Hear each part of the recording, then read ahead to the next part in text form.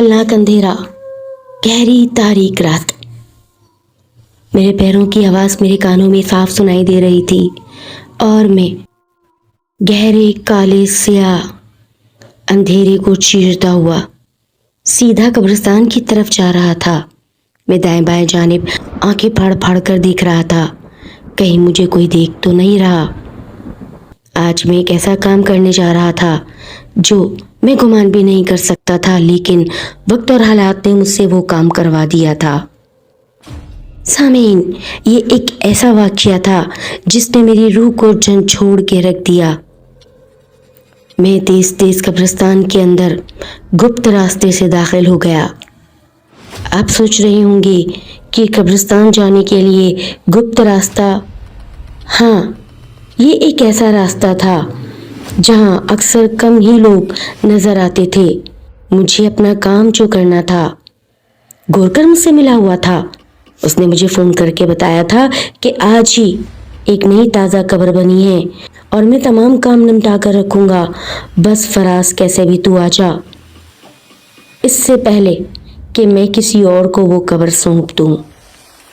आप समझ सकते हैं कि गोरकन इस काले इल्म में, इस काले धंधे में मुलव्विस होते हैं।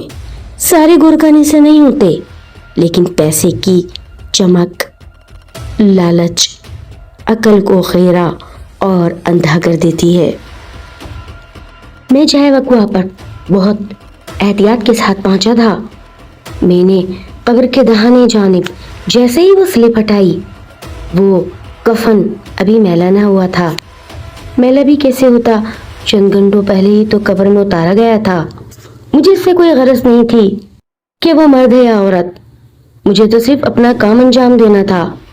सबसे बड़ी बात, उस कब्र पर कुब्बा भी नहीं लगा था। मैंने तांबे की छोटी सी मटकी के अंदर अपने काम को दबाया था और फिर उसको एक मजबूत ढक्कन से बांधा और फिर उस पे चैनों के साथ 3 ताले लगाए और वो हसार जो आखिर में आमिल ने मुझसे कहा था करने को, मैंने उस छोटी सी पतीली पर करा और वो मुर्दे के बिल्कुल दाएं जानिब बिला खौफ व खतर वो मटकी रख दी।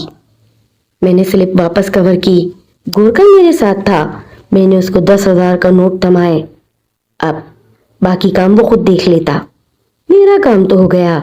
मैं बड़ा खुशी खुशी घर वापस आया और खामोशी से अपने कमरे में जा लेटा। सुहाने ख्वाब सजाने लगा। ये थी जरका, जो मुझे बहुत पसंद थी, लेकिन कभी मुझे भावना देती थी।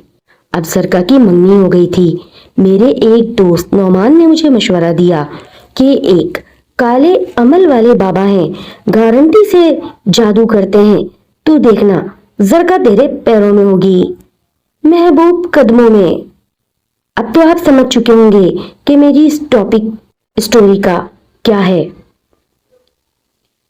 फराज सो गया था। जरका फराज के मोहल्ले में ही रहा करती थी, लिहाजा फराज की छोटी बहन रमशा का उनके घर आना जाना था। रमशा ने ही फराज को यह खबर दी थी कि भाई आज जरका की मंगनी हो गई है, जिसे नौमान और फराज ने मिलकर एक जादू की शक्ल दी थी। हफ्ता भर गुजर गया था, अभी तक काम ना हुआ था। फराज बहुत परेशान रहने लगा। वो फिर से आज आमिल के आस्ताने में बैठा था। आमिल को अब तक वो 25,000 रुपये चटा चुका था। आमिल बोला, भाई 40 दिन का टाइम है, 40 दिन के टाइम के अंदर अंदर जरका की मंगनी टूट जाएगी और फिर वो होगा जो तू चाहता है। जैसे तैसे फराज इन तमाम बातों को समझते हुए मजीद कुछ टोने टूट के वहां से ले आया, जो आधी रात को उसे जरका के दरवाजे के बाहर फेंकने थे। ये थी वो बारीक चटाकी मट्टी जिस पर उसने काला अमल किया था, जिससे कि जरका बिल्कुल नजरबंद हो जाती जैसे ही उसके पैर वहां से क्रॉस करते। मट्टी बहुत काली थी, नजर न आने वाली, और जरका का रास्ता जिस गली से निकलता था वो भी एक गंदी ही गली थी। अक्सर वहां कचरे के ढेर यूं ही पड़े रहते थे। अब तो काम और भी आसान हो गया था। आज 36वां दिन था जब जरका के मंगेतर का बहुत भयानक एक्सीडेंट हुआ। आज फराज की खुशी की इंतहा न थी जब रिमशा ने भागम भाग, फराज भाई, आपको पता है जरका के घर तो मातम उतर आया है।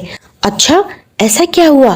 फराज अनजान बनते हुए एकदम मासूम बच्चा सा बन गया।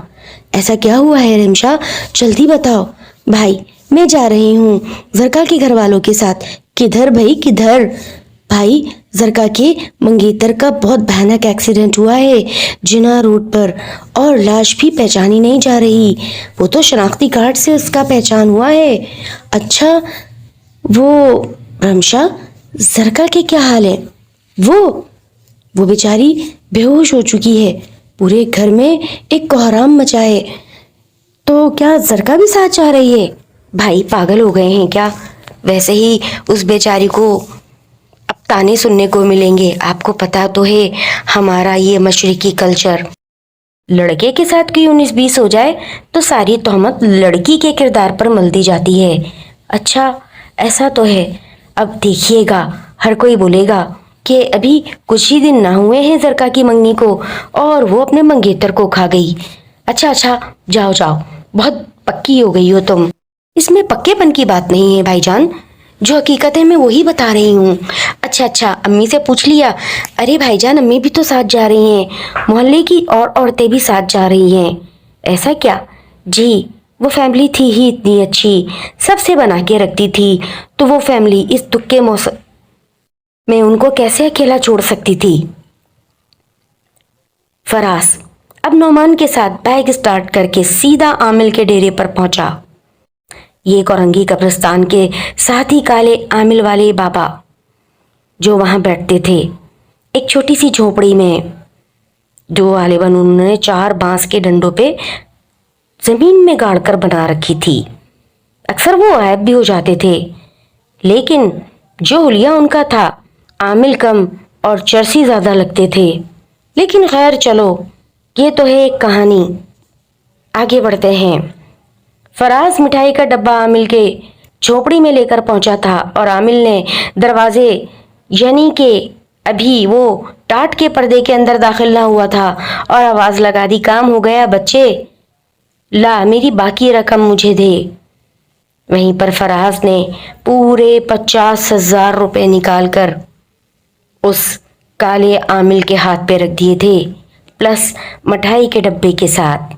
75,000 में ये बात डन हुई थी। 10,000 गोरकन को दिए गए थे, पूरे 85,000। अब बात यहाँ पर यह पैदा होती है कि फराज क्या करता था। फराज का काम मनशियात फरोशी था।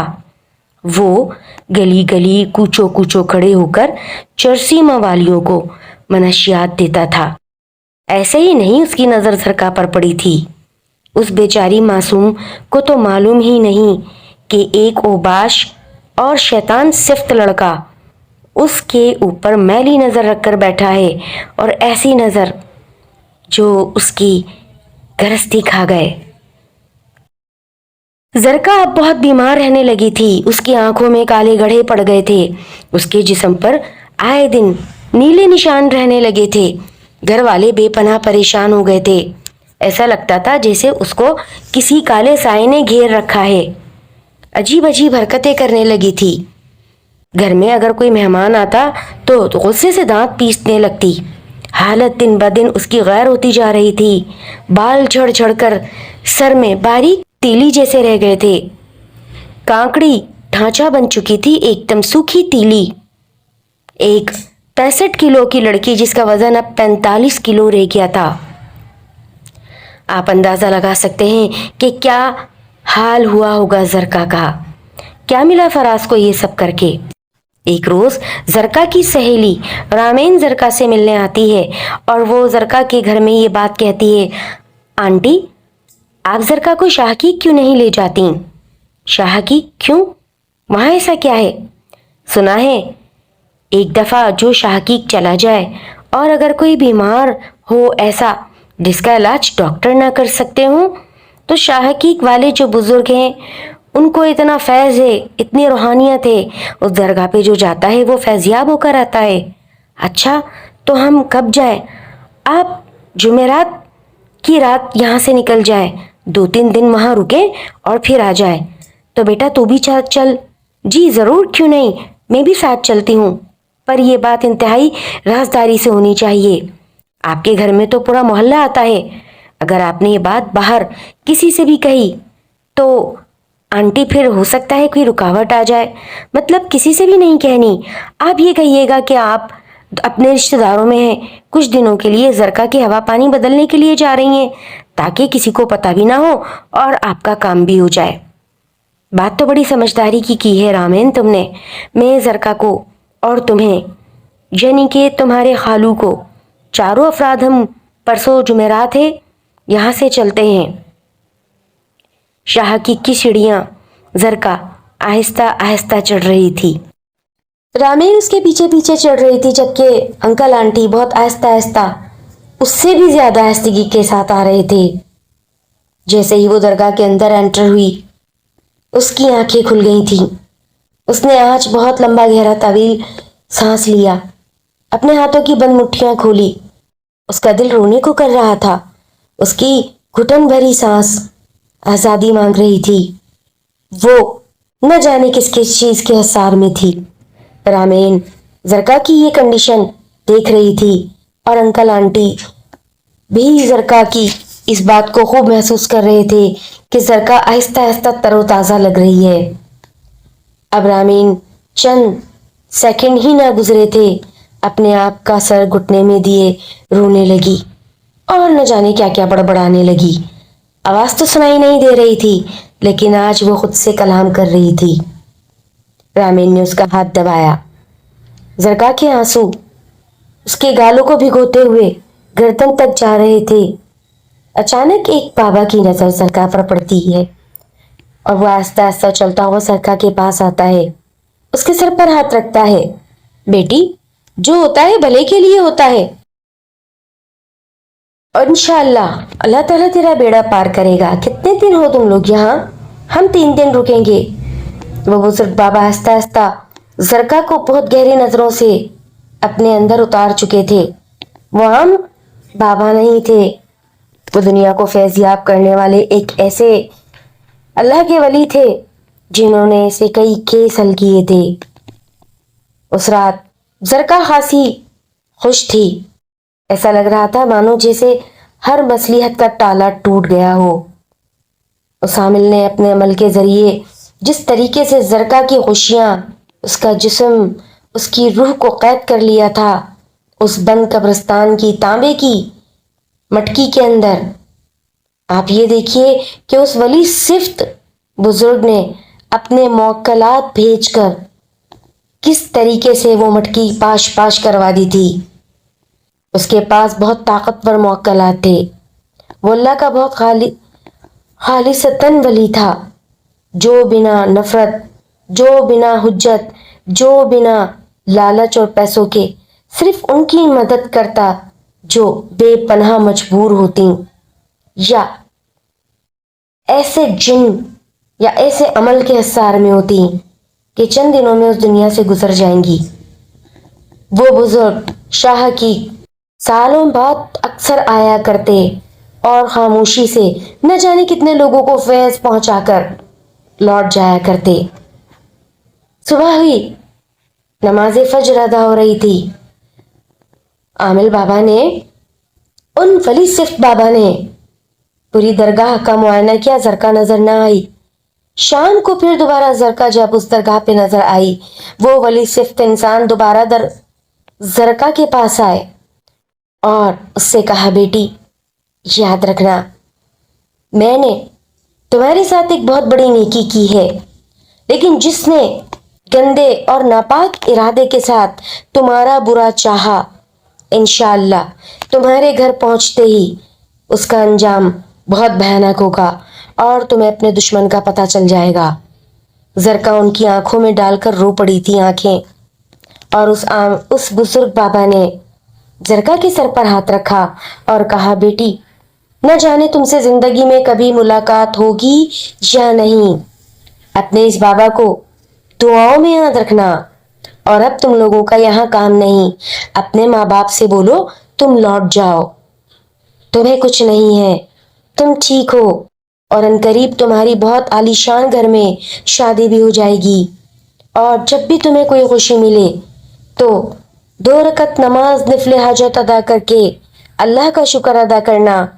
न जाने कौन सी ऐसी नेकी तुमने की जो तुम्हारे साथ इतनी बड़ी रिहाई का मामला हो गया। जरकान जान थी, उसे कुछ समझ नहीं आ रहा था। उसने रामीन से तमाम बात डिस्कस की और अगली सुबह वो शाह हकीक से अपने घर आ गए थे। 3-4 दिन गुजरे थे जब रमशा दौड़ती हुई जरका के घर आई। खाला खाला, भाई का बहुत भयानक एक्सीडेंट हुआ है, वो जिना हॉस्पिटल में है। आपको अम्मी ने बुलवाया है, हमें अभी कॉल आई है, चलिए जल्दी से जिना हॉस्पिटल पहुंचना है, इमरजेंसी वार्ड में। जरका क्या हाथ जो इस वक्त चाय को उठा रहा था, चाय के मग को, एकदम से उसके हाथ से मग छूटा। वो वहीं जमीन पर बैठती चली गई। वो समझ चुकी थी उन बुजुर्ग बाबा ने जो कहा वो मजाक न था। अचानक जरका आहिस्ता आहिस्ता रमशा के पास जा खड़ी हुई। एक्सीडेंट, सब खैर तो है? रमशा के आसान खता थे, वो कुछ जवाब नहीं दे रही थी। जरका मेरे भाई मौत और जिंदगी की कश्मकश में है, बहुत बुरा एक्सीडेंट हुआ है, दोनों पैर ट्रक के नीचे आ गए हैं, जल्दी चलो, मुझे तुम्हारी सख्त जरूरत है। खाला ने फौरन बुरखा पहन लिया था। मोहल्ले की 2-3 औरतें भी साथ हो ली थीं। आज तो जरका भी उस तमाशाई का तमाशा देखने गई थी जिसने कुछ टाइम पहले उसके घर को आग लगाई थी।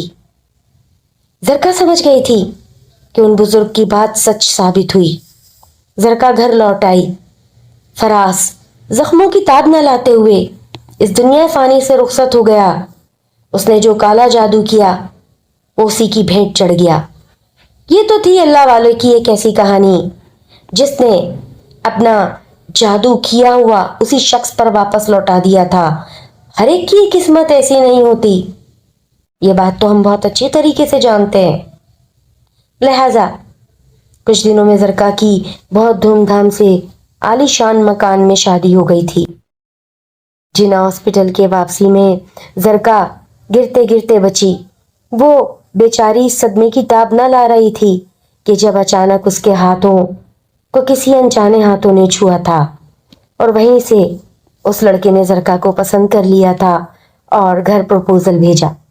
आज जरका अपने घर में बहुत खुश है और फराज यकीनन वासिले जहन्नम हो चुका है।